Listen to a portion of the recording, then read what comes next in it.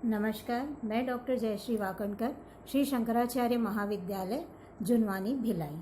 आज मैंने अपना टॉपिक लिया है विधायिका। किसी भी सरकार को अपने सरकारी कार्य को करने के लिए, शासन की प्रक्रिया को आगे बढ़ाने के लिए, जनहित में कार्य करने के लिए, कानून बनाने के लिए अलग अलग समितियों की आवश्यकता होती है। ये हम कह सकते हैं कि सरकार के 3 अंग होते हैं: कार्यपालिका, विधायिका और न्यायपालिका। कार्यपालिका के विषय में हम पहले वीडियो में पढ़ चुके हैं। आज हम पढ़ेंगे विधायिका के विषय में। विधायिका का काम कानून बनाना है और कार्य को संचालित करना है। जनहित में ध्यान रखकर ही उनकी सेवाओं के लिए कार्य करना का व्यवस्थापिका का कार्य होता है। संविधान में वर्णित अनुसूची में 3 सूचियां हैं: केंद्र सूची, राज्य सूची और समवर्ती सूची। केंद्र सूची पर केंद्र स्तर में और राज्य सूची पर राज्य विधानमंडल के द्वारा कानून बनाए जाते हैं। साथ ही जो समवर्ती सूची होती है उसमें केंद्र और राज्य दोनों ही अपने जनहित में कानून बना सकते हैं। व्यवस्थापिका को लेजिस्लेटिव भी कहा जाता है। विधायिका का संगठन सभी देशों में उनके संविधान के द्वारा व्यवस्थापिका का संगठन किया जाता है। प्रत्यक्ष या अप्रत्यक्ष रूप से निर्मित एक सदनात्मक या द्विसदनात्मक व्यवस्था विधायिका की होती है। अनुभव के आधार पर अधिकतम राष्ट्रों द्वारा द्विसदनात्मक व्यवस्था को ही स्वीकार किया गया है। द्विसदनात्मक व्यवस्था में व्यवस्था के पक्ष में तर्क। बहुत से लोग जो होते हैं उन्होंने ये कहा है कि द्विसदनात्मक व्यवस्थापिका ही देश की उन्नति के लिए कार्य कर सकती है। यह एक सदन दूसरे सदन पर हमेशा नियंत्रण रखती है ताकि वो किसी भी अन्य दूसरे किसी कार्यों में या कोई ऐसे कार्य ना हो पाए जिससे कि जन की हानि हो। कानून व्यवस्था में भी सुधार हो सके। जो कानून बने वो जनहित में बने। अगर कुछ ऐसा कानून बनता है जिसमें लोगों को तकलीफ होने लगे तो उन कानून व्यवस्था में भी सुधार किया जा सकते हैं। हो सकता है कोई ऐसा कानून बने जिसमें कुछ त्रुटियां रहें तो 2 सदन मिलकर उन त्रुटियों को दूर करके एक अच्छा कानून बना सकते हैं। 2 सदनों में कार्य का विभाजन। एक व्यक्ति या एक ही सदन पूरे कार्यों को अच्छे से नहीं कर सकता, अतः कार्य विभाजन के द्वारा दोनों सदनों में कार्य अच्छे से संचालित किया जा सकता है। हित समूह का प्रतिनिधित्व बढ़ता है। राज्यसभा में हमारे यहाँ बहुत से ऐसे व्यक्ति आए हुए हैं जिनको राष्ट्रपति मनोनीत करते हैं कुछ सदस्यों को। वो सदस्य अपने अपने एरिया के, अपने क्षेत्र के बहुत जानी मानी हस्तियाँ होती हैं, उनके प्रतिनिधित्व को हम यहाँ पर देखते हैं। उनके प्रतिनिधित्व का, उनके अनुभवों का, उनके व्यक्तित्व का जो है वो सदन लाभ उठा सकता है। हमने ये भी देखा है कि जब 2 सदन होते हैं और कानून बनने की जब प्रक्रिया चल रही होती है तो उस बीच जो समय होता है उसमें हम न्यूज़ के माध्यम से, न्यूज़पेपर के माध्यम से जनता की क्या राय है उसमें इन चीज़ों को समझने का मौका मिल जाता है और कानून में जनता के रुझान के हिसाब से ही कानून का निर्माण किया जा सकता है। द्विसदनात्मक व्यवस्था में विचार मंथन के पश्चात ही परिणाम जो होते हैं वो जन कल्याणकारी ही आते हैं। अतः द्विसदनात्मक व्यवस्था जो है जनहित में बहुत ही लाभदायक है। कुछ लोगों ने द्विसदनात्मक व्यवस्था को सही नहीं माना है। उनका ये कहना है कि अगर शक्ति के आधार पर हम देखते हैं तो एक सदन की शक्तिशाली होता है और दूसरा सदन जो होता है उसकी शक्तियाँ कम होती हैं। अतः जो शक्तिशाली व्यक्ति जो सदन है वो अपने कार्यों को बहुत आसानी से पूरा करवा लेता है और दूसरा जो है उस पर अंकुश नहीं लगा पाता है। द्वितीय सदन का अस्तित्व अनावश्यक है। यह सदन हमेशा रूढ़िवादी होता है। जो अपने अपने फील्ड के लोग आते हैं, अपने क्षेत्र के जो विशेषज्ञ आते हैं, वो अपनी चीज़ों को बहुत अच्छे तरीके से लाना चाहते हैं और इसमें जो होता है कि रूढ़ियाँ जो होती हैं वो अपने परंपरागत तरीके से लोग जो हैं वो अपने कार्यों को करना ही पसंद करते हैं। उसके बाद देखा जाता है कि अनावश्यक कार्यों में क्या है, विलंब होता है और व्यय भी अधिक होता है। जैसे धन विधेयक आता है या कोई भी विधेयक लोकसभा से पास हो जाता है और उसके बाद वो राज्यसभा में जाता है, तो राज्यसभा जो है वो 14 दिन तक उस पर विचार मंथन करती है और फिर उसको अगर वो 14 दिन में नहीं कर पाती है तो ऐसी स्थिति में उसको स्वतः ही वो क्या होता है, पारित हो जाता है, उसको मान लिया जाता है, स्वीकृत हो जाता है। तो अननेसेसरी के जो 14 दिन होते हैं वो यहाँ पर वेस्ट हो जाते हैं। तो ये हम कह सकते हैं कि अनावश्यक चीज़ों में यहाँ पर विलम्ब होता है। कई बार ऐसी घटनाएं होती हैं जहाँ पर तुरंत हमको निर्णय लेने की आवश्यकता पड़ती है, लेकिन 2 सदन होने के कारण दोनों सदनों में अलग अलग विचार मंथन अगर होता है तो समय की बर्बादी यहाँ पर होती है। फिर देखा जाता है कि एक सदन जो है वो तो लोगों के द्वारा चुनकर आए हुए प्रतिनिधि उसमें होते हैं, दूसरा जो सदन होता है उसके संगठन का ऐसा कोई निश्चित आधार नहीं होता है कि ऐसा ही उसमें संगठन होना चाहिए। सब जगह जो द्वितीय सदन जो होते हैं, दूसरा एक सदन होता है, वो जो होता है अलग अलग तरीके से निर्मित किया जाता है। फिर हम देखते हैं कि इसमें हमेशा गतिरोध की संभावना बनी रहती है। कई बार ऐसा होता है कि एक पक्ष हाँ बोल देता है और दूसरा नहीं बोलता है, फिर दूसरा अगर हाँ बोलता है तो पहला वाला उसमें संशोधन की मांग कर लेता है, तो ऐसा करके गतिरोध जो होता है वो अननेसेसरी बढ़ता चला जाता है। उसके बाद द्विसदनात्मक व्यवस्था जो होती है, कई बार न्याय की दृष्टि से देखा जाए तो वह उचित नहीं लगती है। केंद्र और राज्य स्तर पर व्यवस्थापिका की व्यवस्था की गई है, तो हम सबसे पहले इसमें देखेंगे केंद्रीय स्तर पर व्यवस्थापिका की व्यवस्था, इसके जिसमें हम कहते हैं संसद। केंद्रीय स्तर पर व्यवस्थापिका का नाम संसद है। इसके 3 अंग होते हैं, राष्ट्रपति, राज्यसभा और लोकसभा। राष्ट्रपति जो है वो हमारे संविधान के अनुसार देखते हैं तो भारतीय शासन व्यवस्था के अनुसार राष्ट्रपति हमारे राष्ट्र के सबसे प्रथम व्यक्ति होते हैं।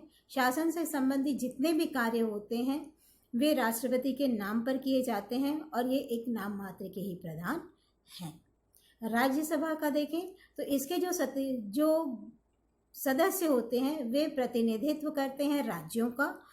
इसके इसमें अधिकतम सदस्य 250 होते हैं। इसमें 233 सदस्य राज्यों के विधानमंडलों द्वारा चुनकर आते हैं और 12 सदस्य जो होते हैं वो राष्ट्रपति द्वारा मनोनीत किए जाते हैं। उसके बाद है लोकसभा। लोकसभा जो है इसके सदस्य जनता के द्वारा प्रत्यक्ष रूप से चुनकर आते हैं। इनकी अधिकतम संख्या 545 है। लोकसभा कार्यपालिका पर नियंत्रण रखती है। धन विधेयक सिर्फ लोकसभा में ही पारित किए जाते हैं और कोई भी विधेयक दोनों ही सदनों में प्रस्तुत किया जा सकता है, लेकिन सिर्फ धन विधेयक एक ऐसा विधेयक है जो सिर्फ लोकसभा में ही रखा जा सकता है। लोकसभा राज्यसभा की अपेक्षा अधिक शक्तिशाली होता है। विधानमंडल, यह राज्य स्तर पर जो है व्यवस्थापिका की व्यवस्था की गई है। विधानमंडल के अंतर्गत राज्यपाल, विधानसभा और विधानमंडल आते हैं। यहाँ पर हम ये कह सकते हैं कि जिस तरह राष्ट्रपति केंद्र में सर्वे सर्वा होते हैं, वैसे ही राज्यपाल स्टेट में सर्वे सर्वा होते हैं। ये राज्य के जितने भी काम होते हैं वो राज्यपाल के नाम से होते हैं। उसके बाद है विधानसभा। विधानसभा के सदस्य जो हैं वो जनता के द्वारा प्रत्यक्ष रूप से चुनकर आते हैं। यह प्रत्येक राज्य में होना अनिवार्य है। और विधान परिषद जो होते हैं, विधानसभा विधान परिषद की अपेक्षा अधिक शक्तिशाली होती है। विधान परिषद राज्यों की स्वैच्छिक संस्थान नहीं है, लेकिन विधान परिषद जो है वह राज्यों की स्वैच्छिक संस्थान है।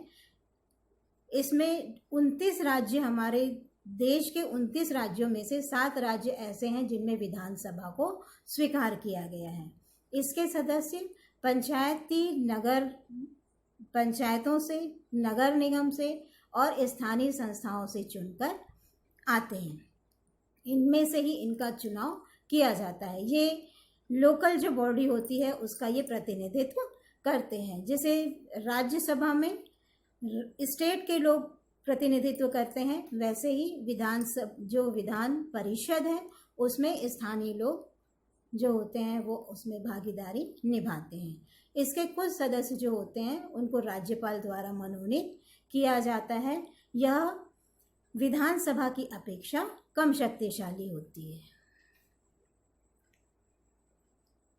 विधायिका के कार्य एवं शक्तियाँ, इनमें सबसे पहले है विधायी शक्तियाँ। विधायी शक्तियाँ वो हैं जिनके अंतर्गत विधान बनाना, फ्रेमवर्क करना, उस पर विचार मंथन करना, कानून को बनाने के लिए जो है जितने भी इनके पास विधानसभा में और लोकसभा में जो विधेयक आते हैं उनको ये क्या करते हैं, सेक्रेटरीट में भेजते हैं, जिस पर वो परिचर्चा करते हैं, विचार मंथन करते हैं। अपने सुझाव के साथ उस प्रस्ताव को वापस सदन में भेजा जाता है। फिर दोनों सदन मिलकर उस पर वाद विवाद करते हैं और उसके पश्चात ही ये तय होता है कि इसको कानून बनाना है या नहीं बनाना है। अगर इसको पास कर दिया जाता है तो ये राष्ट्रपति के पास भेजा जाता है। राष्ट्रपति इस पर साइन कर देते हैं, हस्ताक्षर कर देते हैं, तो फिर ये क्या होता है, कानून बन जाता है।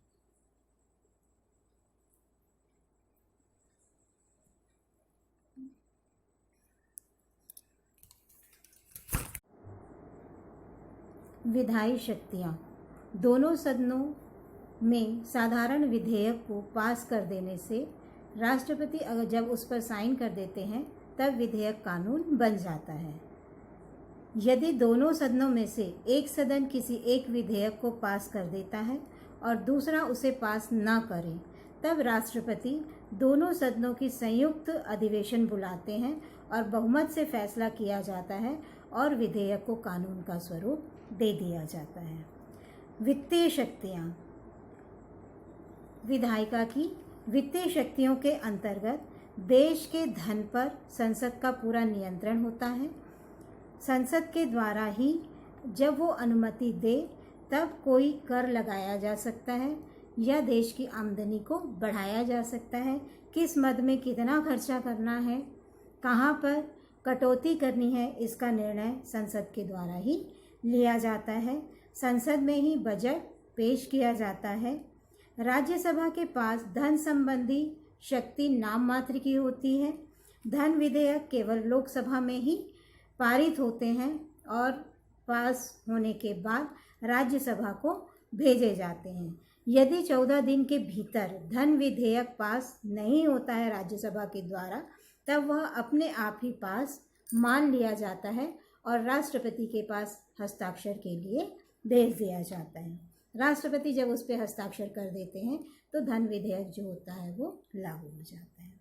संविधान संशोधन, दोनों सदनों को बराबर की शक्तियां संविधान संशोधन से रिलेटेड मिली हुई हैं। एक सदन संविधान के संशोधन को पास कर देता है और दूसरा पास नहीं करता है, तब संविधान में संशोधन नहीं किया जा सकता है।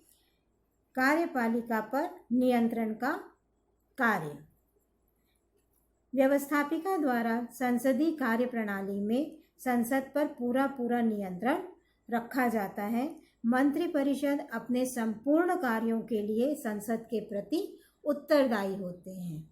राज्यसभा का कार्यपालिका पर कम नियंत्रण होता है। लोकसभा के पास कार्यपालिका का पूरा नियंत्रण होता है। इस दृष्टि से देखा जाए तो लोकसभा जो है कार्यपालिका से अधिक शक्तिशाली होती है। राज्यसभा कार्यपालिका के किसी भी सदस्य से प्रश्न तो पूछ सकते हैं, उनकी आलोचना भी कर सकते हैं, पर उन्हें पद से हटा नहीं सकते। लोकसभा के सदस्य कार्यपालिका से प्रश्न कर सकते हैं, उनकी आलोचना कर सकते हैं और उनके अगेंस्ट काम रोको अविश्वास प्रस्ताव भी ला सकते हैं।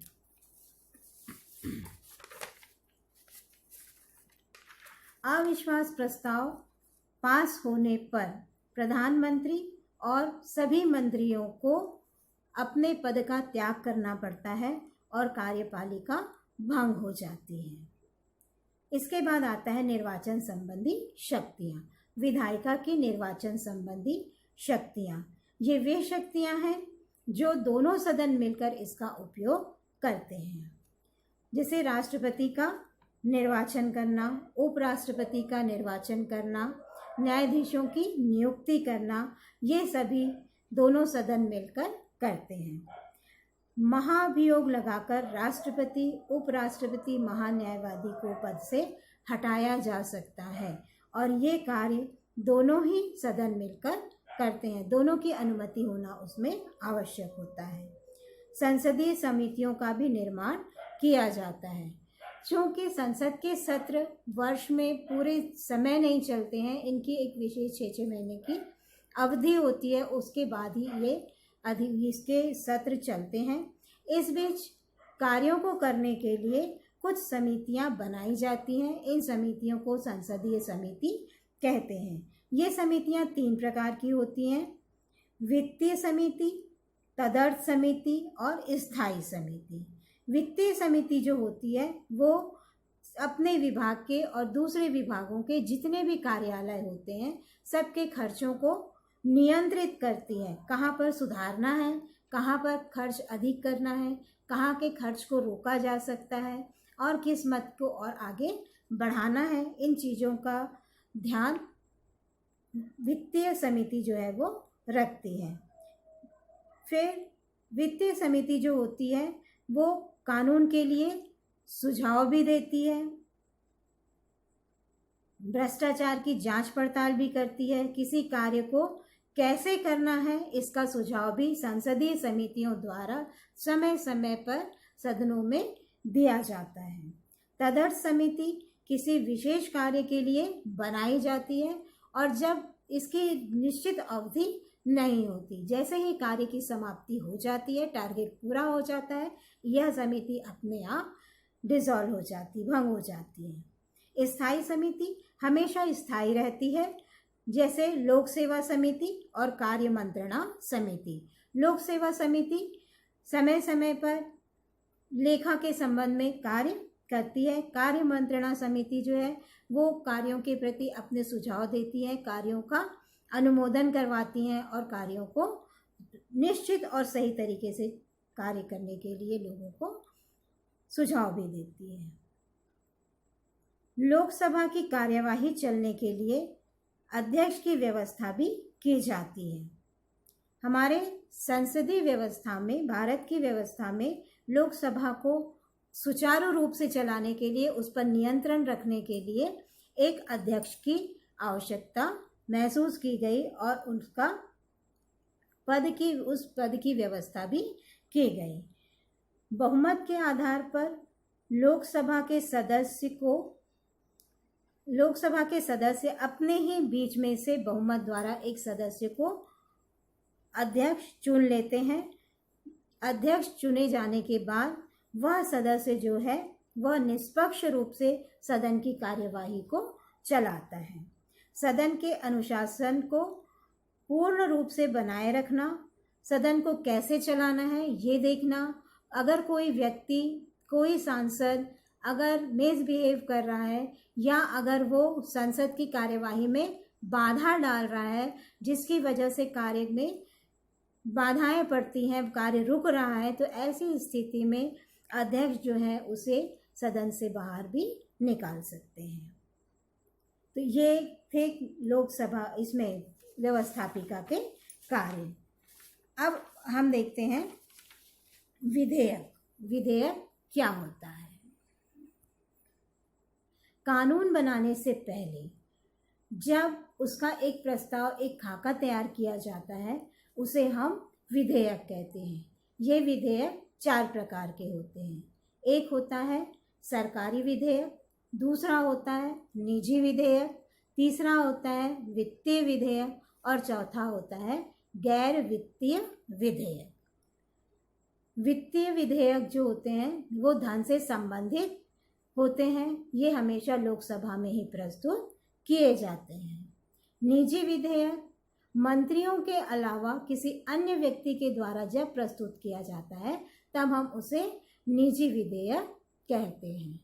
सरकारी जो विधेयक होते हैं वो मंत्री के द्वारा ही हमेशा सदन में प्रस्तुत किए जाते हैं। गैर वित्तीय विधेयक ऐसे विधेयक जो धन से संबंधित ना हो, किसी अन्य विषय से संबंधित हो, तो ऐसे विधेयक को हम गैर वित्तीय विधेयक कहते हैं। विधेयक के कानून बनने की प्रक्रिया, किस तरह से कोई विधेयक कानून में परिवर्तित होता है, इसकी एक निश्चित प्रक्रिया होती है। सबसे पहले विधेयक को संसद में प्रस्तुत किया जाता है। केवल धन विधेयक ही लोकसभा में प्रस्तुत किया जाता है, बाकी कोई भी विधेयक किसी भी सदन में प्रस्तुत किए जा सकते हैं। विधेयक का प्रारूप समिति के, जब विधेयक प्रस्तुत किया जाता है तब उसे प्रारूप समिति के पास भेजा जाता है। समिति इस पर अपने सुझाव देती है और फिर विधेयक को संसद के पास भेज देती है। दोनों ही सदनों में इस पर विचार विमर्श किया जाता है और उसके बाद विधेयक अगर स्वीकृत हो जाता है, उसे पास किया जाता है, तब वह राष्ट्रपति के पास भेजा जाता है हस्ताक्षर करने के लिए। और जब राष्ट्रपति उस पर हस्ताक्षर कर देते हैं तब वह विधेयक जो है वो कानून में परिवर्तित हो जाता है। विधायिका से संबंधित कुछ ऐसे मिलते जुलते शब्द हैं जिसे हम कठिन शब्द कह सकते हैं, जैसे विधेयक है, विधायिका है और विधायक है। कानून बनाने से पहले उसके फ्रेमवर्क जब तैयार की जाती है, एक प्रस्ताव तैयार किया जाता है, उस प्रस्ताव को हम विधेयक कहते हैं। विधायिका, केंद्र में संसद और राज्यों में विधानमंडल होती है। ये विधेयक पर वाद विवाद करते हैं और उसके बाद विचार विमर्श के बाद उसे पास करना है या ना पास करना है, ये इसमें तय किया जाता है। ये जहाँ होता है, इस कार्य को जो लोग करते हैं उन्हें हम विधायिका कहते हैं। उसके बाद बात आती है विधायक की। यहाँ पर विधायक शब्द से अर्थ लेजिस्लेटर का है। लेजिस्लेटर मतलब वह सदस्य जो विधायिका में काम करता है, मतलब विधायिका के सभी सदस्य जो होते हैं वो विधायक कहलाते हैं। हमारे भारतीय संविधान के अनुसार संसद में सांसद होते हैं और विधानसभा में विधायक होते हैं, और अंग्रेजी भाषा में हम इसे लेजिस्लेटर कहते हैं। आशा करती हूँ आपको यह जानकारी अच्छी लगी होगी और आपके काम आएगी। धन्यवाद।